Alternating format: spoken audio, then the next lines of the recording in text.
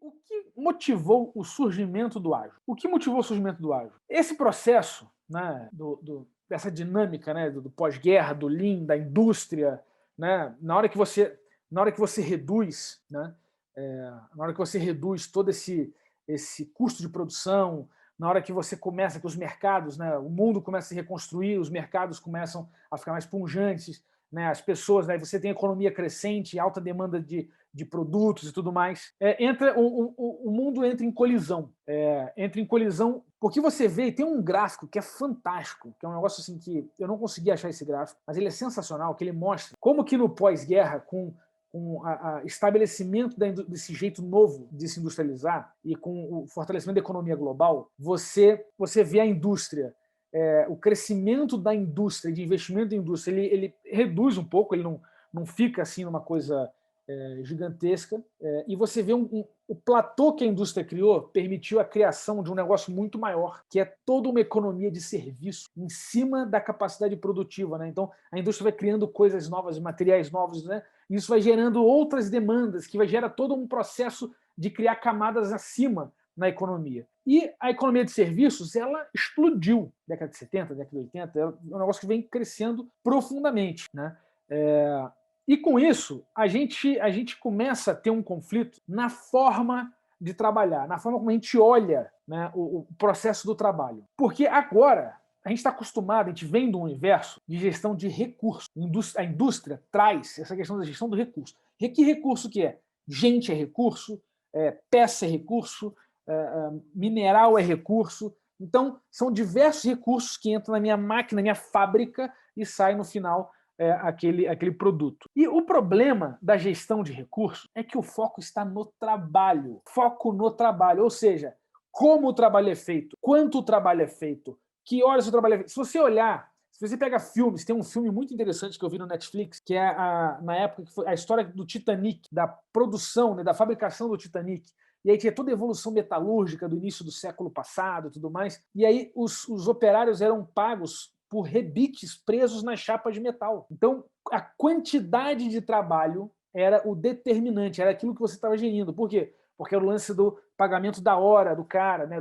Não tinha aquele lance do salário, era o wage. Então, você te pagava a hora do cara, pagava a semana do cara, e sempre uma capacidade produtiva em função do trabalho realizado. Então, tinha essa distinção. O foco, o Cláudio está botando muito bem, a eficiência do recurso versus a eficiência do fluxo produtivo. Quando a gente começa a fazer essa transição, né, ali pela década de 60, 70, o mundo começa a mudar, você passa a ter uma colisão com a gestão de resultados. Né? O mundo Lean traz isso para a gente, o lance do resultado.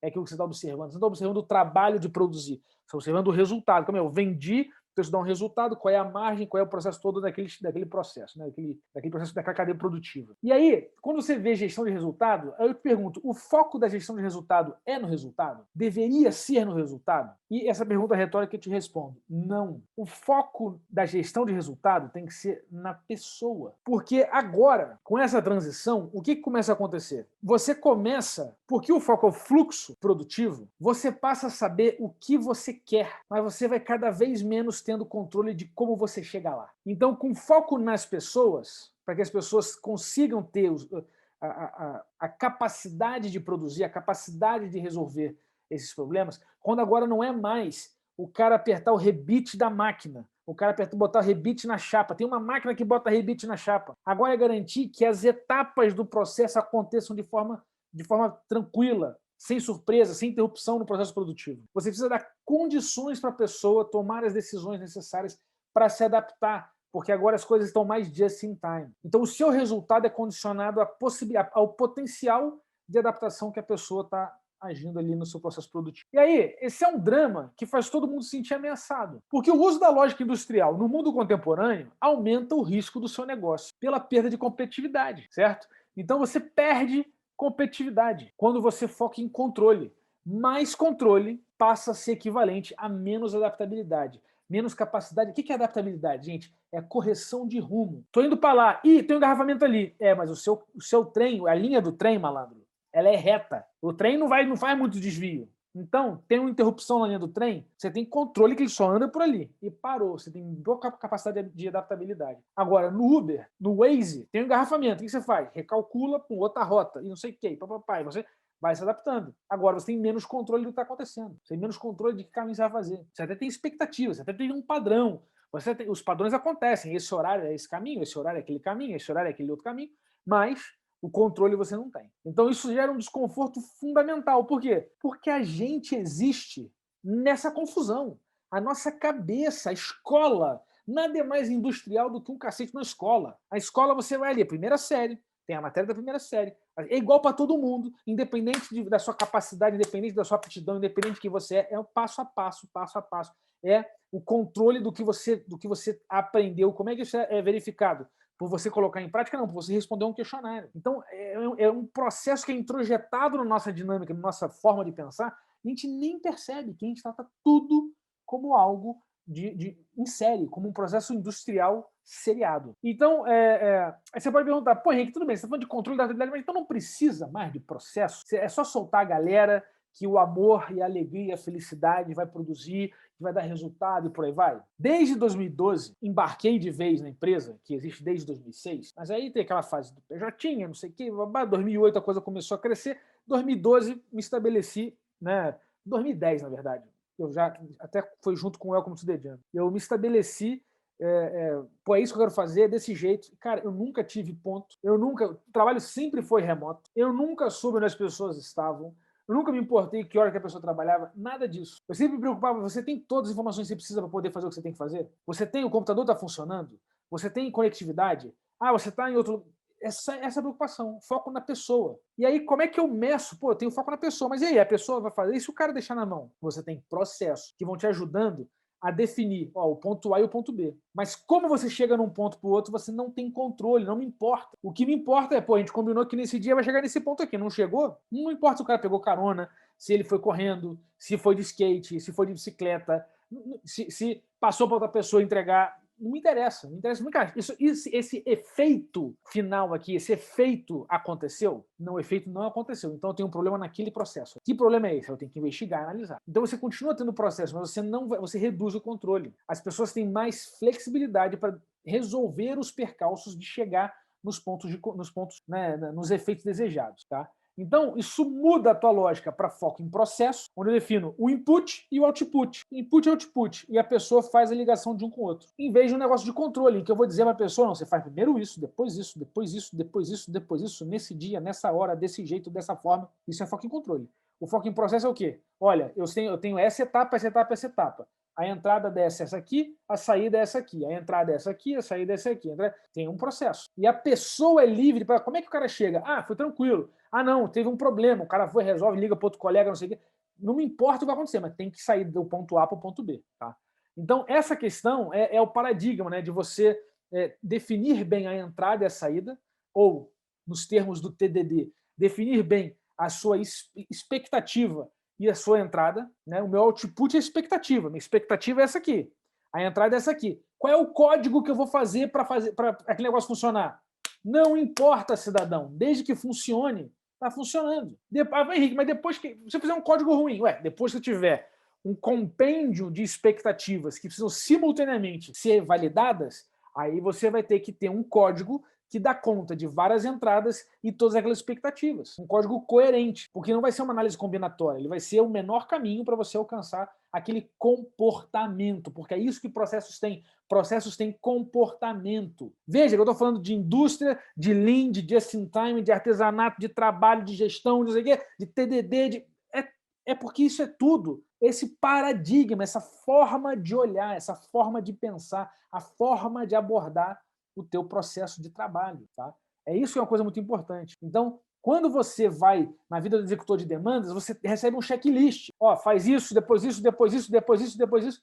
Mas e se a ordem não for boa? E se for mais, e você está com dor de barriga e o mais fácil é aquele ali, ou se você está com mais energia e melhor fazer aquela outra coisa?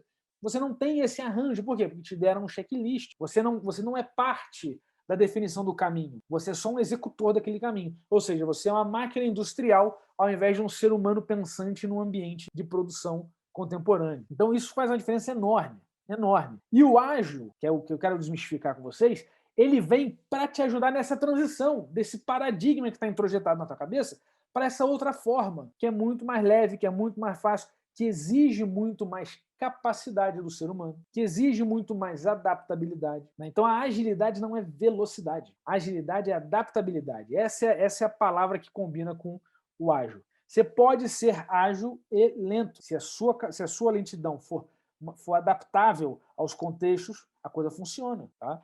Então não confundam isso, porque todo mundo que pega o ágil e acha que é rápido está naturalmente em que cabeça? Na cabeça industrial. Aí nós tivemos a grande mudança econômica. Qual foi a grande mudança econômica? Não tem isso. Comoditização do processo industrial, né? Crescimento do mercado de serviço e a lei de Moore. E aqui, gente, tem uma coisa muito importante, porque acontece com a lei de Moore a antecipação do futuro. Todo mundo que pensa na lei de Moore pensa o quê? Pensa na frasezinha de efeito. Qual é a frasezinha de efeito? A frase de efeito é que a cada ano eu não lembro a frase exatamente, mas é uma coisa na lógica de cada ano o potencial do chip vai dobrar, né?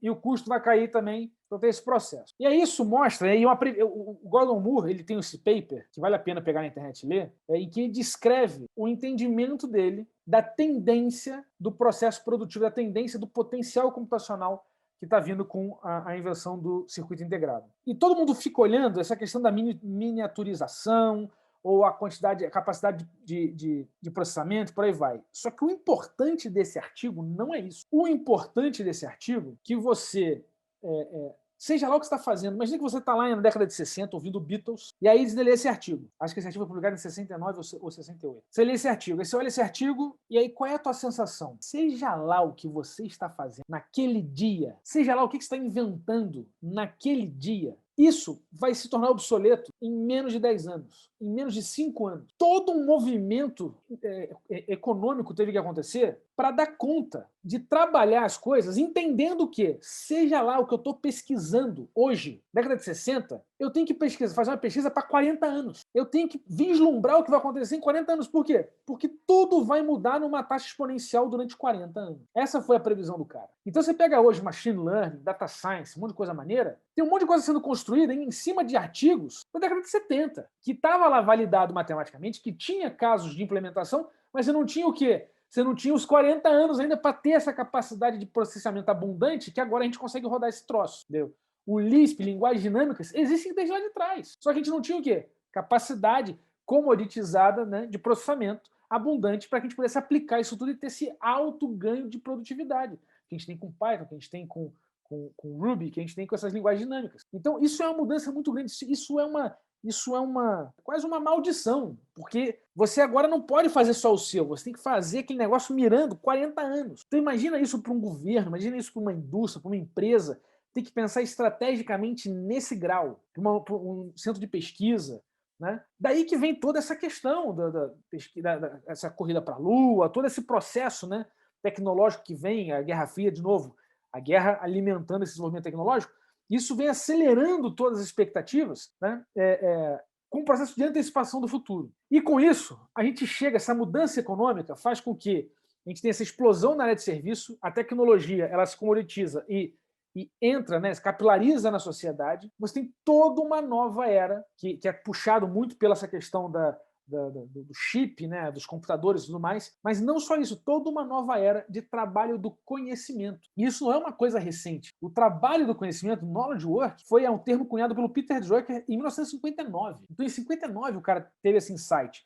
Ele define de forma muito clara: trabalhador do conhecimento é quem trabalha primariamente com informação ou quem desenvolve e usa conhecimento no trabalho. Que hoje é quem? Praticamente todo mundo. Né? Então hoje está cada vez mais difundido. Né? Então o trabalho do conhecimento ele traz outras coisas. E ele se combina com a era da informação, que vira o quê? De novo, um ciclo de feedback positivo, expandindo todo esse ambiente que a gente vive hoje. Então, isso exige uma mudança de paradigma, onde a gente tem que focar menos em eficiência e focar mais em eficácia. E aí, qual é a diferença? Como é que eu defino isso? Como é que eu entendo isso para eu ver no meu dia a dia? Eficiência é fazer muita coisa muito rápido. E eficácia é fazer a coisa certa. Essa síntese, né, que eu aprendi com o meu amigo Alisson Vale, que para mim é o grande expoente de desenvolvimento ágil do mundo, É a única pessoa que eu sei que já usou todas as técnicas, ele transcendeu o desenvolvimento ágil. Todas as técnicas, todas as metodologias, tudo que existe sobre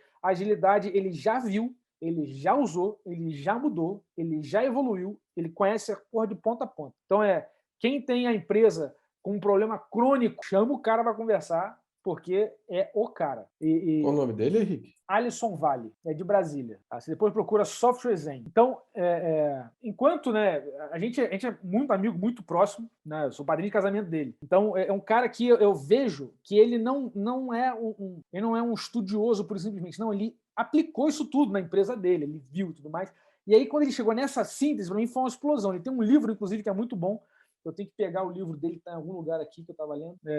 Acho que o Cláudio tem o link do livro. Bota lá o link do livro. E o Software Zen está com turma aberta agora aí, hein? E tem o Software Zen, que é o programa dele de agilidade, que é sensacional. Vai longe. Então, o fazer a coisa certa é você ser eficaz. Fazer muita coisa muito rápido é você ser eficiente. A indústria é eficiente, faz muita coisa muito rápido, inclusive se for a coisa errada. O problema do conhecimento, o desafio de fazer a coisa certa, é que você começa a trabalhar com outras coisas. Qual é a consciência que você tem que ter? É que se você fizer a coisa errada muitas vezes, muito rápido, você tem um puta de um desperdício. Então isso gera todo um problema, né?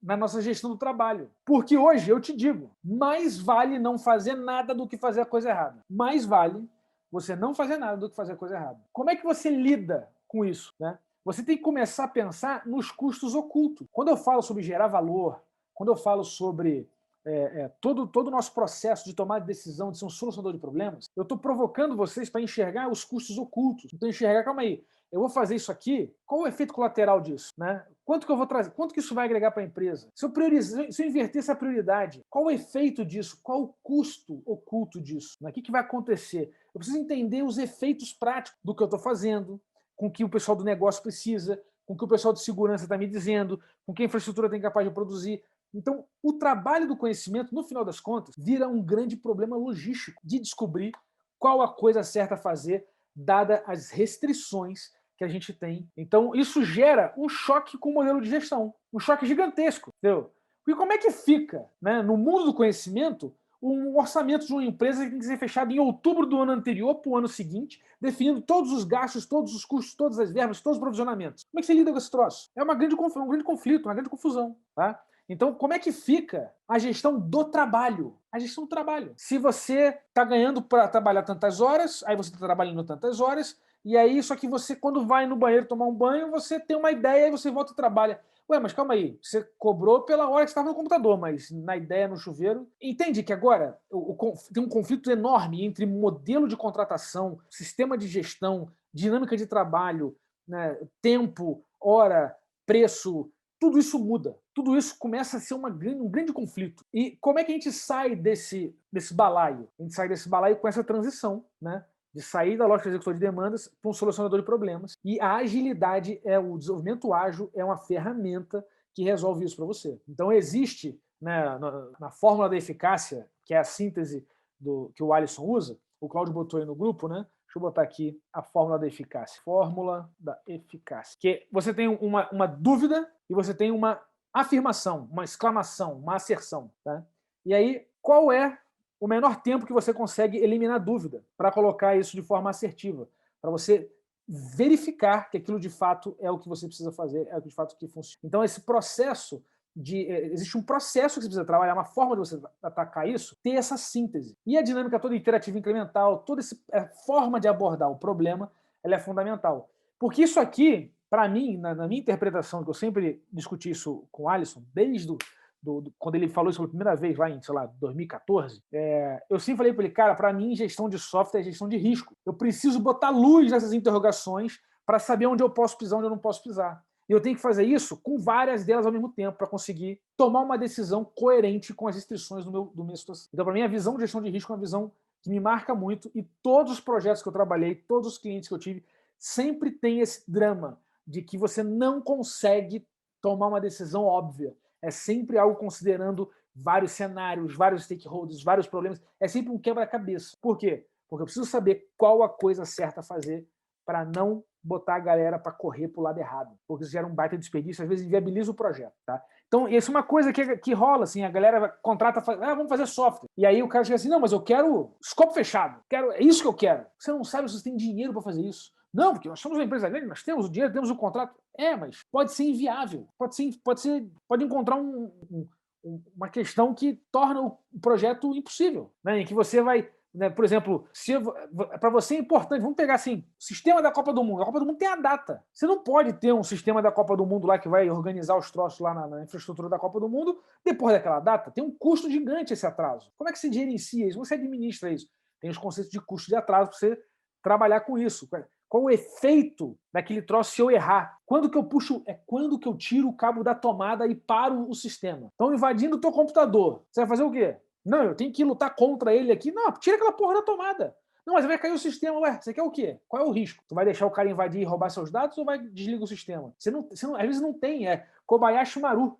Entendeu? É uma situação em que você não tem como sair vivo dela. Você vai escolher como é que tu vai perder. Então isso é uma coisa importante que a gente não contempla. A gente parte o processo de trabalho como se fosse uma coisa dada, certa. Não, vai ser feito, vai fazer, e vai resolver, e vai acabar. E você não sabe se aquilo faz sentido economicamente. Então, com isso, traz uma necessidade também de mudança no propósito. Porque qual é a coisa certa a fazer? E é isso que eu falo, assim, que se você não sabe qual é a coisa certa a fazer, se você não entende o que você está fazendo, cara, investiga, porque às vezes fazer nada é melhor do que fazer a coisa errada. E aí você fala, pô, Henrique, mas aí eu tenho que ter controle de tudo que está acontecendo. Não, às vezes existe assimetria de informação, você não tem como saber tudo. Você vai ter uma rede, uma equipe, um time. Por isso que o trabalho coletivo é tão importante. Porque como você não dá conta de fazer tudo, você faz o quê? Você interage com as pessoas à sua volta para que vocês tenham uma visão coletiva do que é a coisa certa a fazer. E isso é construído com a percepção de todo mundo. Então você vai fazer, eu ia falar disso depois, mas vou falar isso agora. Você vai fazer um sprint planning, porra, o cara que bota a hora para cobrar do planning não entendeu nada do ágil. O sprint planning é uma calibragem da equipe, do grau de confiança que você acha que dá para entregar aquele troço. É para que você tenha uma ponderação sobre a dificuldade, a facilidade, a estratégia de resolver um problema. Não quer dizer que você se compromete com aquilo resolvido em tantas horas. Não é assim que funciona. A gente volta nisso com mais detalhe daqui a pouco. A minha carreira como consultor, a minha especialidade é quebrar as pernas de controladores. Porque eu falava assim, eu não quero discutir com um cara de programação, eu não quero discutir com um cara de vendas, eu quero discutir quem é o cara do dinheiro. Quem é o cara que vai ter que prestar conta do resultado da empresa. Porque esse cara faz análise de risco, esse cara tem um compromisso, e ele sabe que pode não chegar no alvo. O resto todo da empresa acha que é só fazer o trabalho. E aí quando o cara tinha essas... Eu entendia onde que ele queria chegar, eu falava assim, você não vai chegar. E o cara ficava louco. Eu lembro que eu fui uma vez fazer uma análise numa empresa do Ricardo Sandler. O cara fez um investimento milionário na porra da empresa, trouxe gringo para montar uma empresa de RH, uma HR Tech no Brasil. Eu fui lá fazer uma análise pro cara. Eu falei, bicho, fecha a empresa. Por quê? Porque você não tem tecnologia para fazer o que você quer fazer. Seu custo operacional vai crescer muito, você vai depender de gente, de braços, isso vai gerar entropia no sistema, você não vai conseguir escalar esse negócio no que você quer fazer. Suas premissas estão erradas. A premissa não está casando com o modelo de operação. E o cara está fazendo uma análise que a planilha do investimento do cara era linda. Por quê? Porque eu vou ter aqui, o custo é marginal, é o custo de produção. Só que ele não está contemplando a natureza do software. Então ele teve que mudar a planilha do cara e mostrar, não, olha só, se você está fazendo uma HR Tech, você tem que ter pouca gente e muito cliente, tem que escalar com tecnologia. Para isso tem que ter, e não OPEX. Você não vai ter o dinheiro que você gasta com operação, ele continua pequenininho. Mas o dinheiro para fazer a porra andar, o investimento para fazer é gigante. Tem aquele negócio ganhar um volume, marketing, entrou no mercado, beleza. Aí você vai ficar com cliente pra caramba, receita durante 10, 15 anos e seu custo operacional continua baixo. Isso é a lógica que os caras não entendem quando fala de site. Então, o que isso tem a ver com programação? Nada e tudo, né? É quando finanças cola com programação, e aí você tem uma análise do que está acontecendo. Então, isso é um processo de investigação de qual coisa certa a fazer. Sabe? Então, o cara no final fechou a porra da empresa. Por quê? Porque é lógica de investidor. Fechou a empresa, pô, é melhor. O menor prejuízo é o primeiro. E fui, porra, eu lembro como se fosse hoje, estava em casa, não sei o que, no Skype, foi um amigo que me botou em contato, eu estava em casa no Skype, o cara na França, o outro não sei o que, só os bilionários. Eu falei, gente, o negócio é inviável. E eu tenho que explicar para eles que é inviável. Quando eles entendem, eu falo assim, a gente não entende tecnologia. Eu falei, exatamente, você não entende tecnologia. Então, as premissas estão equivocadas. Fica bonito para você vender para o fundo, mas não vai entregar, entendeu? Então, isso é bizarro.